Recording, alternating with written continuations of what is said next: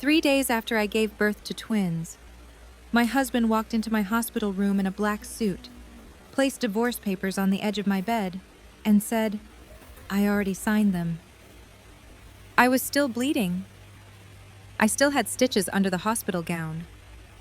Our daughters were sleeping beside me in 2 tiny plastic bassinets, wrapped so tightly in pink and white blankets that only their little faces showed. And the man who had once cried when he heard their heartbeats for the first time looked at them as if they were someone else's problem. I remember staring at the papers because my mind could not accept the shape of the moment. Divorce petition, custody proposal, property settlement, his signature, my name, the names of 2 newborn babies who were not even 1 week old. Then he said the sentence that burned itself into me. "Don't make this harder than it has to be, Claire."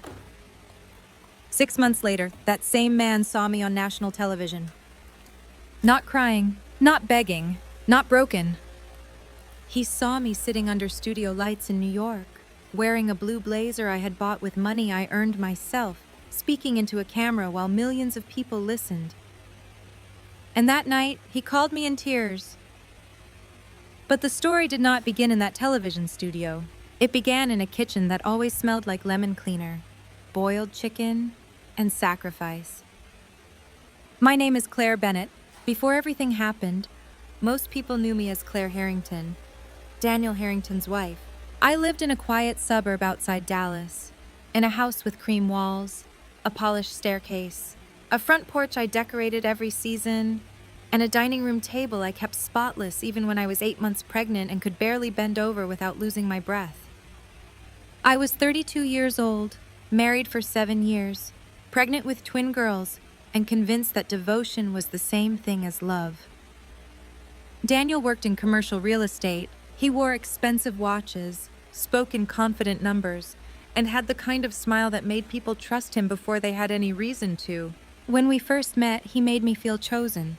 He opened doors. He remembered small details. He told me I made ordinary days feel warm. I believed him. Maybe that was my first mistake. Not loving him, but believing that a man's gentleness in the beginning was proof of his character forever. After we got married, I slowly built my life around his. At first, it felt natural. Daniel's work hours were long, so I handled the house. Then his mother, Evelyn, had knee surgery, and she moved into our guest room for a few weeks. A few weeks became 3 months. 3 months became a year. Then somehow, without any family meeting or honest conversation, caring for Evelyn became my responsibility. I cooked meals that were good for her blood pressure. I organized her medicine in a plastic case labeled by day. I drove her to physical therapy. I changed the sheets in her room twice a week because she liked them fresh, not just clean. I learned which tea settled her stomach, which sweater she liked in the evenings, and how to smile when she corrected me in my own kitchen. Daniel would come home, kiss my forehead and say, "You're an angel, Claire," and I would feel proud because I thought being needed was proof that I mattered. When I found out I was pregnant, I cried in the bathroom before I told him.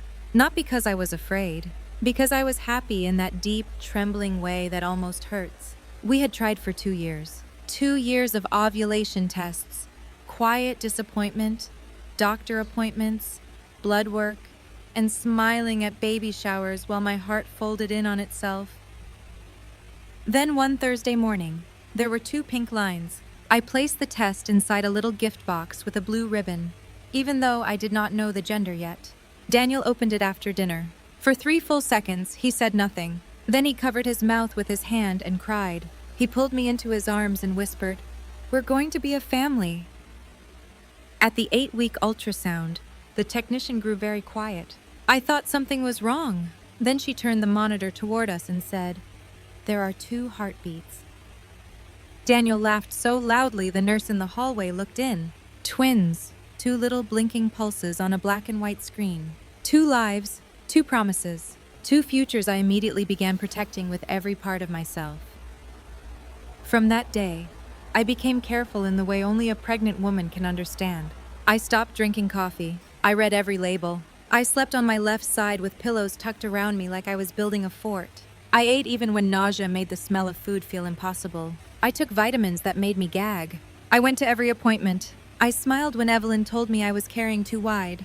I smiled when Daniel said he had a late meeting. I smiled when my feet swelled so badly that my wedding ring had to be placed in a jewelry box because my fingers were too puffy to wear it.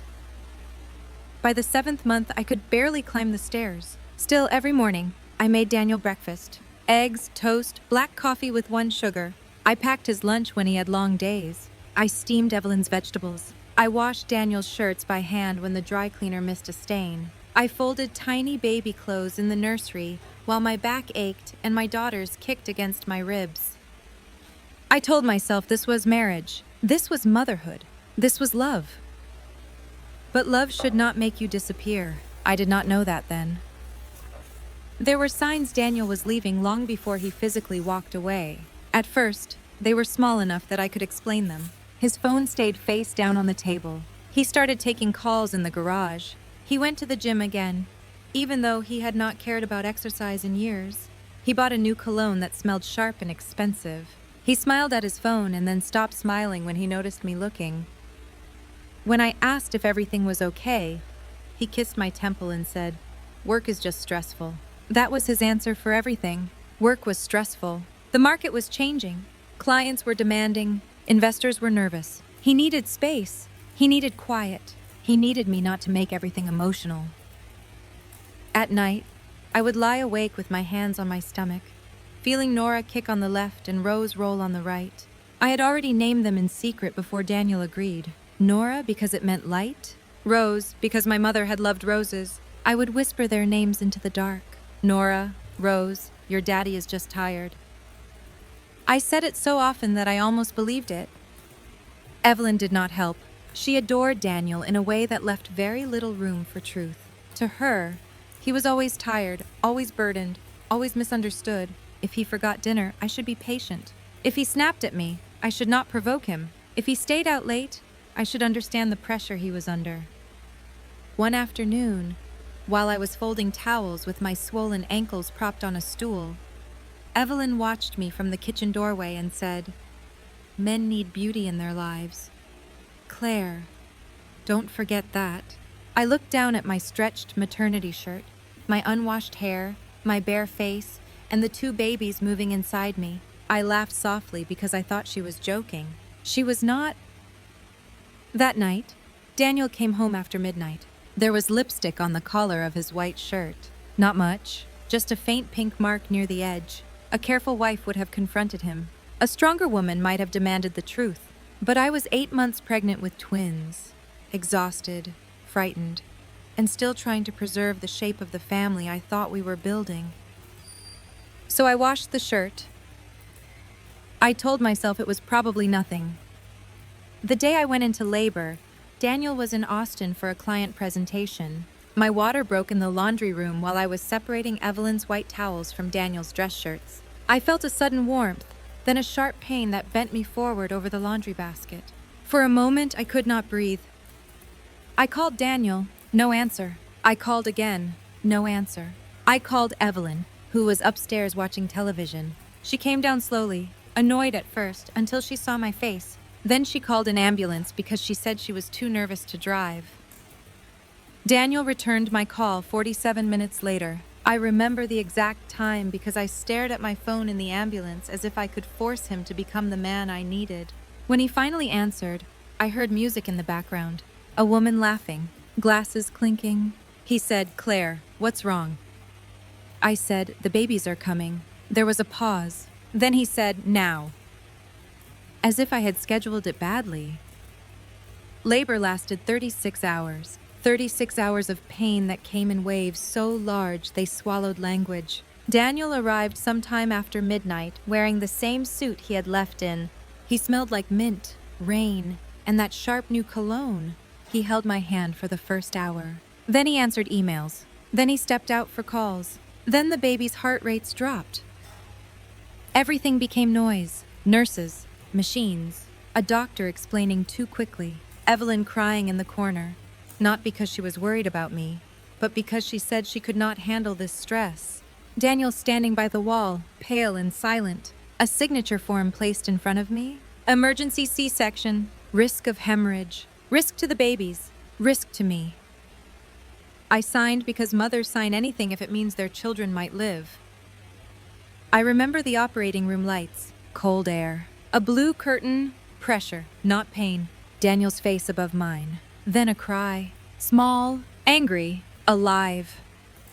Nora came first. Rose came 2 minutes later. I heard both of them cry before the room tilted and the voices blurred. Someone said my blood pressure was dropping. Someone said they needed more suction. Someone said my name, but I could not answer.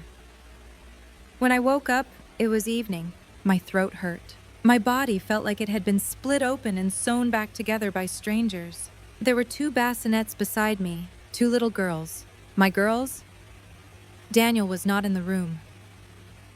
A nurse named Marcy helped me hold them for the first time. She placed Nora against my left arm and Rose against my right. They were impossibly small. Their eyelids fluttered. Their mouths made tiny searching movements. I looked at them and felt something inside me shift into place. Not happiness exactly, something stronger, a vow. I whispered, "I'm here." I did not know then how much those words would cost. For 3 days, Daniel came and went. He took one picture with the babies for his mother. He stood stiffly beside my bed. When nurses asked if he wanted to change a diaper, he laughed and said, "I'll leave that to the expert." He brought me flowers someone else had clearly bought from the hospital gift shop. He kissed my forehead once while checking his phone. I was too weak to argue, too drugged to ask the questions forming behind my teeth, too in love with my daughters to look directly at the collapse happening beside me. On the 3rd day, it was raining. I remember the sound against the hospital window. I remember Nora sleeping with one hand beside her cheek. I remember Rose hiccuping softly after a feeding. I remember trying to sit up and gasping because the incision pulled like fire. The door opened. Daniel walked in. Black suit, perfect hair, no overnight bag, no exhausted father look, no softness. Behind him came Evelyn, wearing beige, pearls, and an expression I had only seen on people entering courtrooms. Daniel did not sit down. He did not ask how I felt. He did not touch the babies. He placed a folder on the blanket near my knees. The folder slid slightly toward Rose's bassinet. I looked at it, then at him. "What is this?" He exhaled like I was already being difficult. "Divorce papers." The room became so quiet I could hear the IV pump beside me.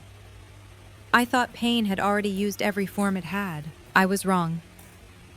I said, "Daniel, I just had surgery." He looked away. "I know. The girls are 3 days old." "I know. Then why are you doing this now?" His jaw tightened. "Because waiting won't make it kinder." There are sentences so cruel they become almost elegant. They sound reasonable if you do not look at the person bleeding beneath them. I opened the folder with shaking hands. The pages blurred. Spousal support reduced. House to be listed within 90 days. Joint custody to be discussed later. Temporary child support at the state minimum. Assets divided according to documents his attorney had already prepared. At the bottom of the first page was his signature. Strong, clean, finished. "I signed them already," he said. Something inside me went silent. Not calm, not peace. A silence like a house after an explosion, when the dust hangs in the air and no one knows yet who survived. I looked at Evelyn. Surely, I thought, another woman would stop this. A mother, a grandmother, someone who had once held a newborn and understood the sacredness of those first days. But Evelyn folded her hands in front of her and said, "Daniel deserves peace. Claire, he has been carrying this family for too long." Carrying this family. I had carried his children for 8 months. I had carried his mother's laundry, his meals, his schedule, his moods, his excuses, his secrets. But in that room, I was told he had been carrying us. I asked the question even though I already knew. "Is there someone else?" Daniel closed his eyes. Evelyn looked toward the window. His phone buzzed in his hand. He glanced at it before he could stop himself. On the screen was one name. Vanessa. I had heard that name before.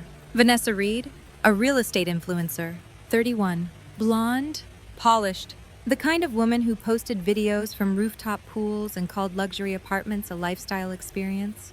Daniel had told me she was a client, then a networking contact, Then someone who understood the market. Now I understood what he meant. She understood him without stretch marks, without medical bills, without crying babies, without a mother in the guest room, without the inconvenient weight of real life. I wanted to scream. I wanted to throw the folder at him. I wanted to tell him he was a coward, a liar, a man so small he had to abandon his family to feel important. But Rose began to cry, a thin newborn cry, hungry, human, needing me. So I picked up my daughter with shaking arms, pressed her to my chest, and looked at Daniel over the top of her tiny hat. I said, "Leave."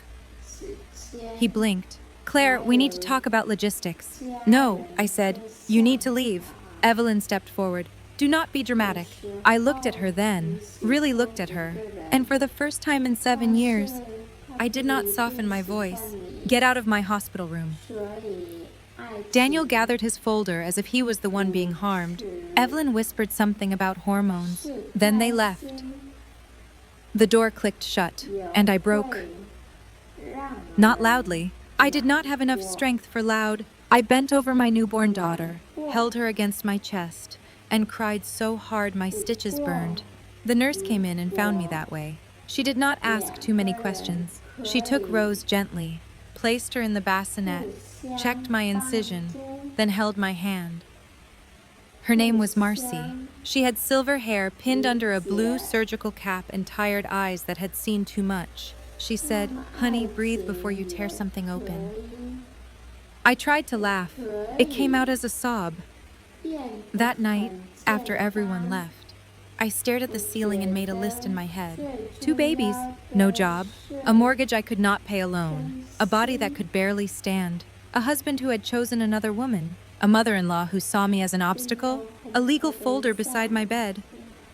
Then I added one more thing to the list. I am still here. At the time, it did not feel like strength. It felt like the only fact that had not been taken from me.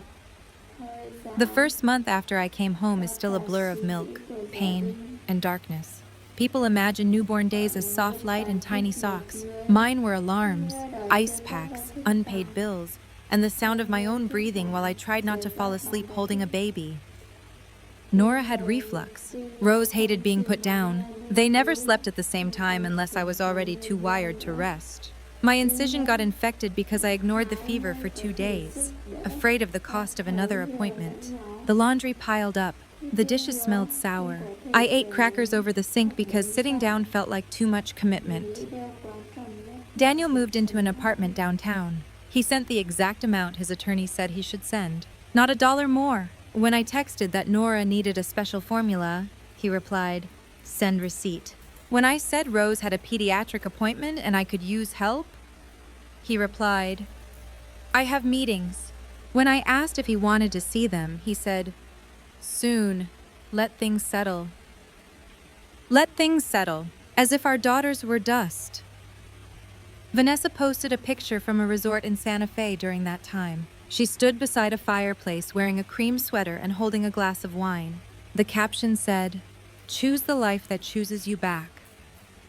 I stared at that sentence at 2 a.m. while Rose screamed against my shoulder and Nora slept with her mouth open on a burp cloth. I wanted to comment. I wanted to write, "Did he choose you back before or after his wife nearly died giving birth?" But I did not. Because there is a kind of exhaustion so deep that revenge becomes a luxury. I did not want revenge then. I wanted 4 hours of sleep. I wanted clean hair. I wanted someone to say, "I'll take the next feeding." I wanted the version of my life that had died in the hospital room. Some people did come, not the ones who should have, but the ones who could. My neighbor, Mrs. Alvarez, knocked on the door every Tuesday and Thursday with foil-covered dishes. Chicken enchiladas, rice, soup, banana bread. She had raised 5 children and had the calm authority of someone who knew survival was sometimes just food in a clean container. She would not ask if I was okay. She knew I was not. She would simply say, "Eat before you answer any messages from that man." A retired nurse named June from 3 streets over heard from Mrs. Alvarez that I had twins and no help. She came by one afternoon with a folded blanket, a thermometer, and a face that made me trust her before she said a word. "I can give you 2 hours on Wednesdays," she said. "No charge. I miss babies." I cried so hard she pretended not to notice. At Walgreens, when my debit card declined for diapers and infant gas drops, the cashier, a woman named Ruth, scanned 3 coupons from her own account and quietly took $8 from her purse. I whispered, "I can't let you do that," she said. "You can let me, or you can stand here crying while the line gets longer. I recommend letting me." I let her. That night, sitting in the parking lot with rain tapping against the windshield and 2 babies asleep in the back seat, I realized something that hurt almost as much as the divorce papers. Strangers were kinder to me than the family I had served for years. Kindness from strangers is beautiful, but when you are broken enough, it also becomes evidence. Evidence of what you accepted, evidence of what you called love, evidence of how little you asked for. I had no job then. Before marrying Daniel, I had studied journalism. I had worked at a small community paper, covering school board meetings, charity drives, local elections, and the kind of human stories that never trend but stay with you for years. I loved asking people how they survived. I loved finding the sentence that made their pain understandable. But after marriage, Daniel's career moved faster. Mine became flexible. Then part-time, then occasional freelance, then something I used to do. When Evelyn moved in, I stopped taking assignments. When the pregnancy became high risk, I stopped checking job boards. By the time the twins were born, my professional identity had been folded and placed in a drawer, like clothes that no longer fit. One rainy afternoon, when Nora and Rose were 9 weeks old, I went into the garage looking for old tax documents Daniel's attorney had requested. I was standing on concrete in slippers, still wearing a nursing tank, one baby monitor clipped to my waistband, when I found a brown cardboard box with my father's handwriting on the side. Ben Bennett, not Daniel's name, not Harrington. Bennett. My father had been a local television reporter in Texas for 28 years. He was never famous, but people trusted him. He covered floods, factory closures, missing children, church fires, corruption at City Hall, veterans without benefits, teachers buying supplies with their own money. He believed ordinary people deserved witnesses. When I was little, he used to take me with him on quiet assignments. He would say, "Claire, disaster is not the story. The story is what people do after the disaster." Inside the box were his notebooks, old press badges, mini cassette tapes, a cracked leather folder, and on top of everything, a folded note. My name was written across it. Claire. I sat on the garage floor and opened it. His handwriting was familiar enough to hurt. "If life breaks your heart, do not let silence bury you. Tell the truth, even if your voice shakes." I read it once, then again, then I pressed it to my chest like it could hold the pieces together. That night, after both girls finally slept, I opened my laptop at the kitchen table. The house was quiet except for the hum of the refrigerator and the soft clicking of the baby monitor. My hands hovered over the keyboard. I thought I would write about Daniel, the hospital room, the papers, the betrayal. But I was not ready to give him the center of the page. So I wrote about Mrs. Alvarez, about June, about Ruth at Walgreens, about the women who had kept me standing when the man who promised to stand beside me walked away. The essay was called "The People Who Keep You Standing." I wrote until dawn. I cried twice. I deleted the cruelest sentences. I kept the truest ones. Then I sent it to a small online magazine I had once freelanced for years before. I expected nothing. By noon, an editor wrote back. She said she had read it in her car and cried before going into a meeting. She wanted to publish it. She could pay $75. $75 did not save my life, but it bought diapers, wipes, and half a tank of gas. More importantly, it gave me back a sound I had forgotten, my own voice. The essay did better than expected. Not viral, not famous, but people shared it. Women commented about the neighbor who brought soup after chemo, the sister who drove through snow, the nurse who stayed past her shift, the cashier who paid for formula. And under all those stories, I saw the same quiet truth. The world is full of people being held together by love that does not announce itself. I wrote another piece. Then another. I wrote during naps. I wrote at midnight. I dictated notes into my phone while rocking Rose with my foot and feeding Nora with one arm. I learned to edit with one hand. I learned that exhaustion can sharpen honesty if you stop pretending you are fine. A month later, Frank Dalton called me. Frank had worked with my father at Channel 8 for 15 years. I had not spoken to him since my father's funeral. His voice was older than I remembered, rough around the edges. He said, "Claire Bennett, I read your piece." I almost corrected him. Harrington, not Bennett. Then I stopped. Bennett was mine. Bennett was before Daniel. Bennett was my father's name. Bennett was the name on the note that had pulled me from the garage floor. I said, "Thank you, Frank."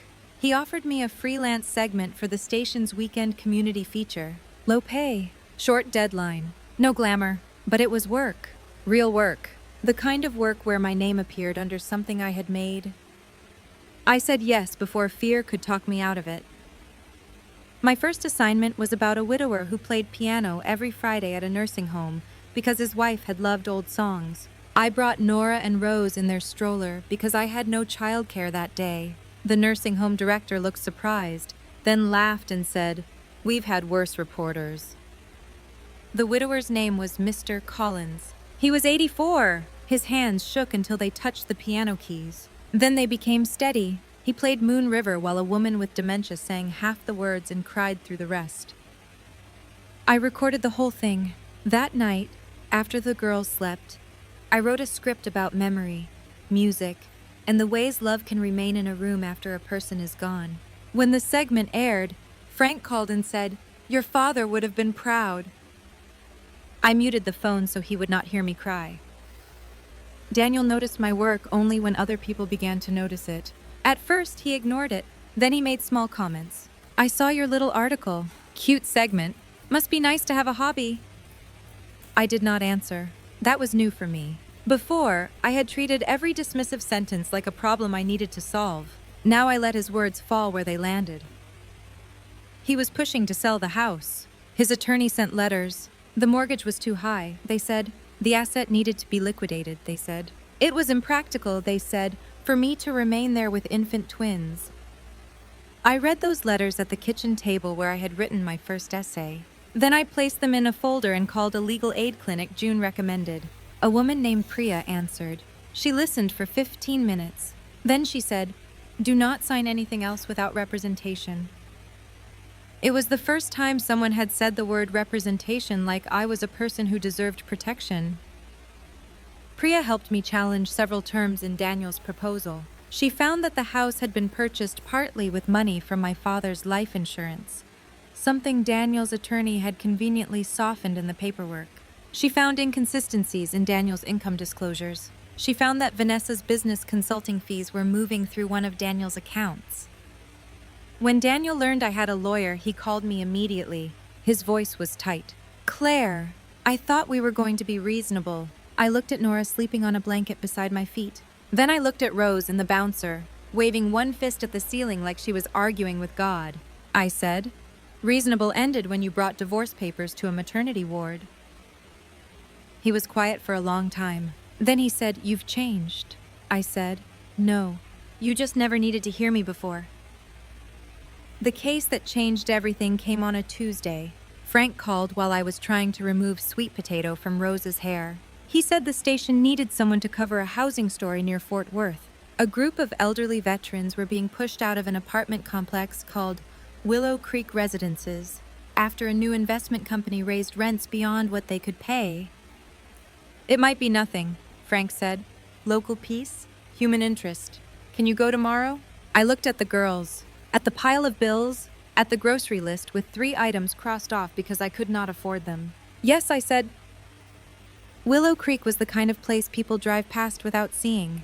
Brown brick buildings, faded awnings, a cracked parking lot, patio chairs with sun-bleached cushions, potted plants cared for by people who did not have much but still wanted beauty near their doors. I met Arthur Miles in apartment 2B, 78 years old, Vietnam veteran, widower. He had lived there for 18 years. His wife's oxygen machine was still in the bedroom. even though she had died 3 years earlier. He had not been able to give it away. They say I can move somewhere cheaper. Arthur told me, holding a folder of rent notices with shaking hands. But my wife died in that room.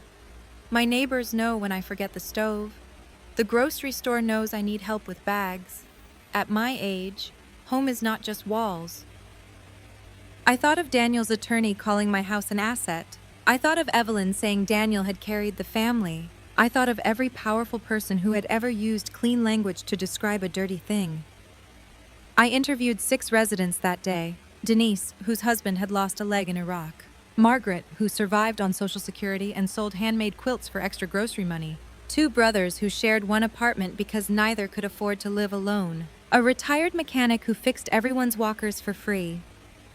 The new company had sent rent increases, late fee notices, and confusing legal threats. Most residents were too scared to fight. Some did not understand the forms. Some had no family nearby. All of them felt invisible. I knew something about feeling invisible. That night, I wrote it like my father was sitting across from me. I did not make the residents look helpless. They were not helpless. They were tired. They were proud. They were being cornered by people who counted profit faster than they counted human cost. I titled the segment "The Last Place They Had Left." When it aired Sunday evening, I was sitting on the floor folding baby clothes. Nora was asleep in her swing. Rose was chewing on her own fist. Frank texted one word: "Watch." The segment began with Arthur's hands, not his face, his hands holding the rent notice, his wedding ring loose on one finger. Then my voice, calm, clear, mine. By morning, the station website had crashed. Veterans groups shared the segment. A state senator reposted it. A national nonprofit called Frank, a legal team, offered help to the residents. The investment company issued a statement so polished it sounded frightened.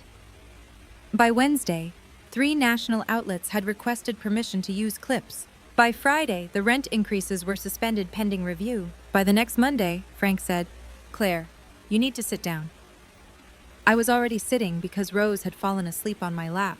He said, "National Morning Today wants you in New York."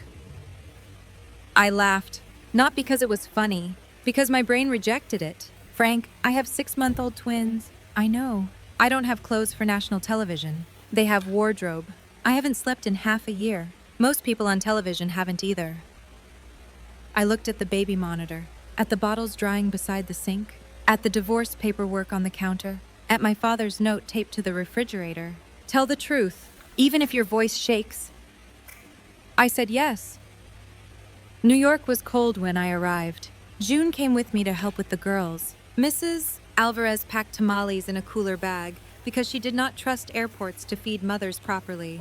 Frank arranged travel through the station. I wore a navy dress borrowed from a producer's sister and a blue blazer the wardrobe team said made my eyes look steady. Steady, that word stayed with me because I did not feel strong. I felt like a woman held together by caffeine, grief, and a calendar full of pediatric appointments. But maybe strength is not the absence of shaking. Maybe strength is walking into the studio anyway. The host was kind. Too polished, but kind. She asked why I focused on stories about ordinary people facing powerful systems. The lights were hot. The camera lens looked like a dark eye. For a second, I saw the hospital room. Daniel's suit, the folder, Evelyn's pearls, my daughters in their bassinets. Then I heard my father's voice. Disaster is not the story. The story is what people do after the disaster. I looked into the camera and said, "Because ordinary people are often carrying the heaviest stories, and silence helps the people who are counting on no one paying attention." The studio went very still. The host leaned forward. "And do you know what it feels like to be unheard?" I smiled. Not the polite smile I used to give Evelyn. Not the wife smile I gave Daniel when he came home late. A real smile. A sad one. "Yes," I said, "I do." I did not tell my whole story on air. I did not mention Daniel by name. I did not say divorce papers. I did not say maternity ward. I did not say mistress. I had learned something by then. Not every wound deserves a microphone. Some truths become more powerful when you do not beg people to pity you. But people understood enough. The interview spread fast. Clips moved across social media. Messages arrived from women I had never met. Veterans, single mothers, nurses, teachers, people who said they had felt invisible until someone finally described the shape of their pain. That evening, after the girls were asleep in the hotel room and June was brushing her teeth, my phone lit up. Daniel. For several seconds, I just looked at his name. There was a time when that name lighting up my phone would have made my whole body soften. Now it made me tired. I answered anyway, not because he deserved it, because I was no longer afraid of hearing his voice. Claire, he said. His voice cracked on my name. I said nothing. I saw you today. I know. You were... He stopped. I heard him breathe. You were incredible. I looked toward the window. New York lights blinked below me like a world that had not ended. Thank you. I didn't know, he said. That almost made me laugh. You didn't know what? How strong you were. There it was. The insult wrapped as praise. I said, I was strong when I was washing your mother's sheets while pregnant with twins. I was strong when I was in labor for 36 hours. I was strong when you left me with 2 newborns and a folder full of legal threats. You just weren't watching.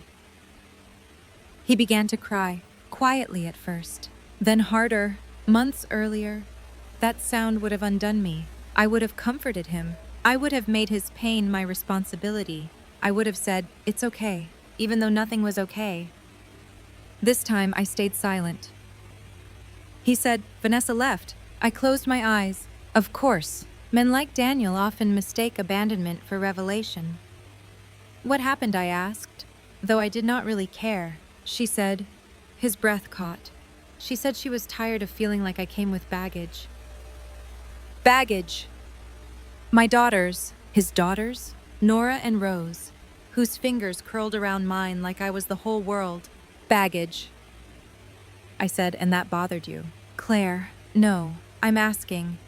When she called me baggage, you were fine. When she called your children baggage, did that finally reach you? He sobbed. I was a coward. Yes, I said. I was selfish. Yes. I abandoned you. Yes. He waited for comfort. I gave him truth. I don't know how to fix it, he said. You don't fix it with one phone call. I know. I don't think you do. Nora stirred in the portable crib. I lowered my voice. Daniel, I am not the woman you left in that hospital bed. I know. No. Listen to me. She wanted you to come back. She wanted you to choose her. She would have accepted crumbs and called them a meal if it meant keeping the family together. I looked at my daughters sleeping. I'm not her anymore. The line was silent except for his breathing. Then he whispered, Can I see them? Not me. Them. For the first time, he asked for the right thing. I said, When we get back to Dallas, you can meet us at the park. 1 hour. Supervised. If you cancel, you will not ask again for a month. He said, Okay. And Daniel, yes, you will not bring your mother. That first visit was uncomfortable. He arrived 20 minutes early, wearing jeans I had never seen before, and carrying a diaper bag so overpacked it looked like he had prepared for a natural disaster. He had stuffed animals, snacks the girls were too young to eat, 3 kinds of wipes, 2 blankets, a board book, a tiny pink jacket with tags still attached. Nora stared at him with deep suspicion. Rose took one look at his face and began to cry. Daniel flinched like he had been struck. They don't know me, he said. I adjusted Rose on my hip. No, I said, they don't. I did not soften it. Some truths should be held sharp. For the first 30 minutes, he tried too hard. He made silly voices. He shook toys. He asked me every 3 seconds what he should do. Then Nora dropped her teething ring. Daniel picked it up, wiped it carefully, and handed it back without making a performance of it. Nora accepted it. A tiny thing. A beginning. He came again the next week, and the week after, he showed up in the rain. He came when Rose had an ear infection and screamed the whole time. He learned the difference between Nora's tired cry and Rose's hungry cry. He learned that Rose liked her blanket warm from the dryer. He learned Nora hated peas with a level of moral conviction I admired. He asked to attend pediatric appointments. I allowed it. He asked for more time. I made him earn it. He asked if he could help pay for formula beyond the court order. I sent him the receipts. This time, he paid without comment. Trust did not return like sunlight. It returned like a staircase built one plank at a time. Slow, noisy, tested under weight. Evelyn tried to return through him. At first, she sent gifts, expensive dresses the girls could not crawl in, silver rattles engraved with their initials, notes that said, "Grandmother misses her angels." I sent the gifts back. Daniel said, "She's their grandmother." I said, "She was also the woman who stood beside you while you served me divorce papers after surgery." He looked down. "I know. Then do not ask me to pretend she is harmless." Eventually, Evelyn wrote me a letter. It was 4 pages long and managed to avoid the word sorry until the last paragraph. She said she had been protecting her son. She said she had misunderstood the situation. She said emotions were high. I read it once. Then I placed it in a drawer. Not every apology requires a response. My career grew faster than I was ready for. Channel 8 gave me a weekly segment. Then a regional magazine asked for a column. Then a documentary producer called about Willow Creek. Then a publisher asked if I had ever considered writing a book about ordinary courage. I wanted to say I had not considered anything beyond getting through the next day, but I said yes to the meeting. There were still nights I cried. Success did not erase trauma. A viral interview did not pay every bill. A good lawyer did not make co-parenting easy. People saw me on television and called me inspiring, but they did not see me cleaning vomit out of a car seat at midnight or arguing with insurance over a denied claim. They did not see the way my hands shook the first time I drove past the hospital. They did not see me stand in the baby aisle at Target and suddenly remember Daniel's face when he said, "Waiting won't make it kinder." They did not see me sit on the bathroom floor during the twins' first birthday party because the joy was so big it touched the grief underneath. Healing is not becoming untouched. Healing is no longer letting the wound introduce you. 2 years after the hospital room, I bought Daniel out of his share of the house. Not with revenge money, not with a dramatic courtroom victory, with work, columns, segments, a book advance, savings built from late nights and deadlines and every person who had trusted me with their story. The day the paperwork finalized, I stood in the foyer with Nora on my hip and Rose holding my leg. The house looked the same. Cream walls, polished staircase, dining room table. But it felt different because for the first time, no one could call it an asset before calling it home. Mrs. Alvarez came over with cake. June brought balloons. Ruth from Walgreens sent a card because apparently Mrs. Alvarez had told the entire neighborhood my business, and I was too grateful to complain. Daniel arrived later to pick up the girls. He stood at the door and looked around. "You kept it," he said. "I earned it," I replied. He nodded. For once, he did not argue. By the time Nora and Rose were 3, Daniel had become dependable. Not perfect, dependable. There is a difference. He knew which stuffed animal belonged to which girl. He learned to braid hair badly, then better. He stopped asking me what to pack and started keeping his own supplies. He attended school meetings. He showed up for fevers. He paid support without reminders. He apologized when he was wrong without adding explanations that made the apology smaller. I did not fall back in love with him. People always want that part. They want the man to repent, the woman to forgive, the family to reunite, the music to swell. But some betrayals do not become love stories again. Some become boundaries. Some become shared calendars. Some become 2 adults standing on opposite sides of a preschool classroom, clapping for the same child. I forgave Daniel eventually, not because he deserved it, not because the past became less cruel, not because I forgot the hospital room. I forgave him because I was tired of letting that room live inside my body. Forgiveness, for me, was not opening the door. It was putting down the weight. On Christmas Eve, 3 years after the divorce papers, National Mourning Today invited me back for a special segment. The theme was Love That Stayed. They wanted me to interview people who had chosen loyalty when leaving would have been easier.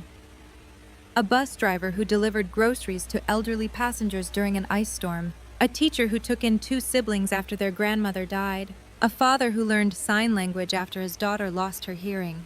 A hospice nurse who sat with dying patients when families could not arrive in time. I spent weeks recording those stories, and every night, after the girls slept, I thought about the phrase, "Love that stayed." For a long time, I believed love was the person who promised forever. Then I believed love was a lie people told before they left. Then slowly, through food containers, coupons, legal advice, babysitting, piano songs, veteran stories, and tiny hands holding mine in the dark, I learned a better definition. Love is not always romance. Sometimes love is a neighbor with soup, a nurse with steady hands, a cashier with coupons, a father's note in a cardboard box, a friend who watches your baby so you can remember you are human, a daughter's breath against your neck at 3 a.m. Love is what stays when performance leaves. The Christmas segment was filmed live. Nora and Rose were backstage with June, wearing matching green dresses and arguing over a stuffed reindeer. Daniel had brought them because it was his afternoon, and I had asked if he could stay until after the broadcast. He said yes. No complaint, no drama, no making himself the hero. Before I walked on set, I looked over and saw him kneeling to zip Rose's coat. Nora was telling him a story with both hands moving in the air. He was listening, really listening. For a moment, I saw the father he could have been from the beginning. Then I let the thought pass. Some grief does not ask to be solved. It only asks to be acknowledged. On air, the host asked me, "Claire, after all the stories you have told, what do you think love really means?" I looked into the camera. I thought about the hospital bed, the divorce papers, the rain on the window, the first essay, the garage floor, the national television call, the park bench where my daughters did not recognize their father, the staircase of trust, the house I earned, the women who kept me alive.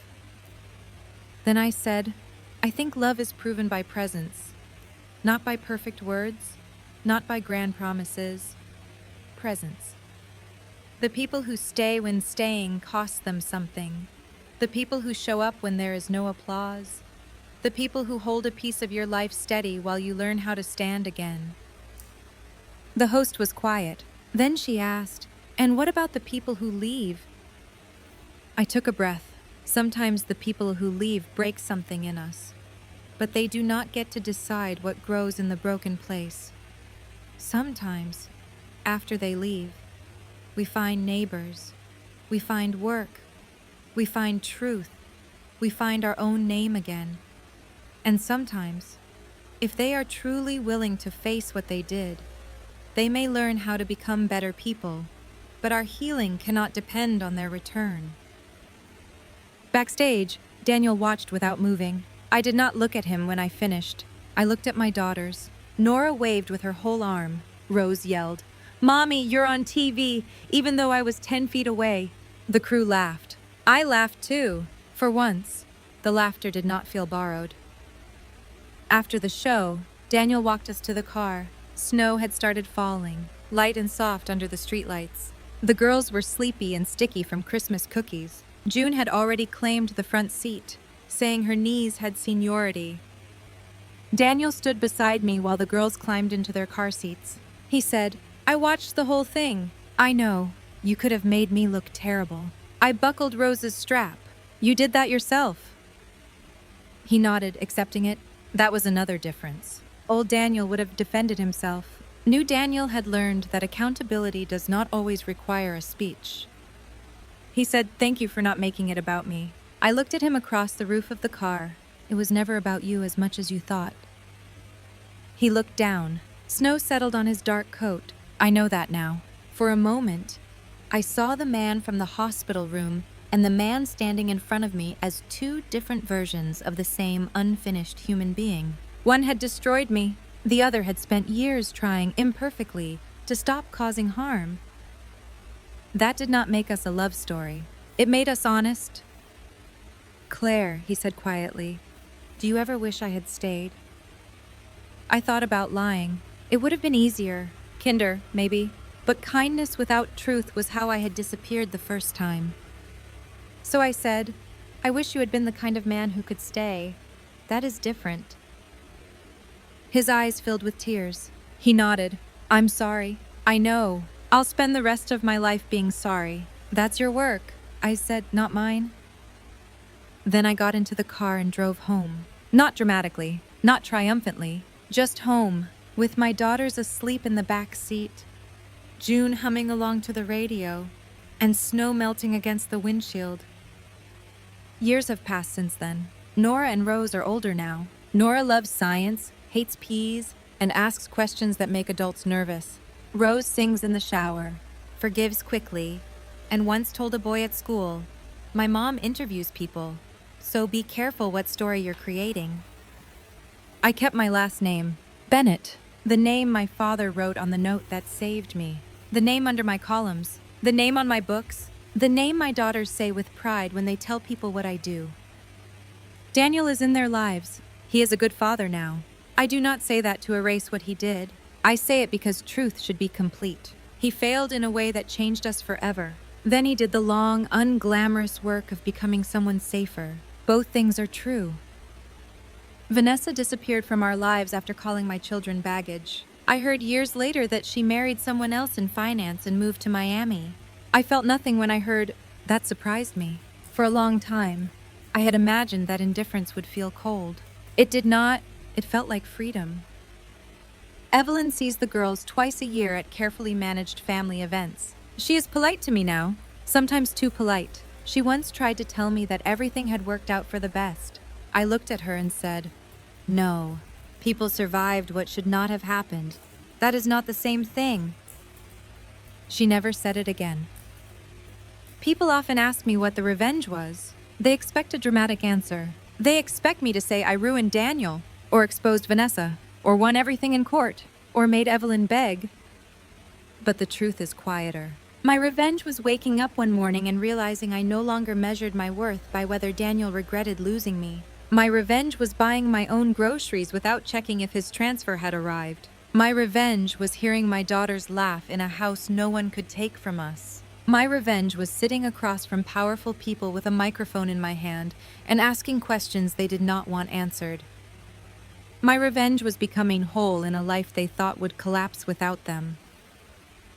And if that sounds less dramatic than a courtroom scene or a public scandal, then you have never had to rebuild yourself while keeping 2 babies alive. You have never learned how heavy a bottle feels at 4 a.m. when your stitches burn and your heart is still breaking. You have never opened a legal bill with one hand while holding a feverish child with the other.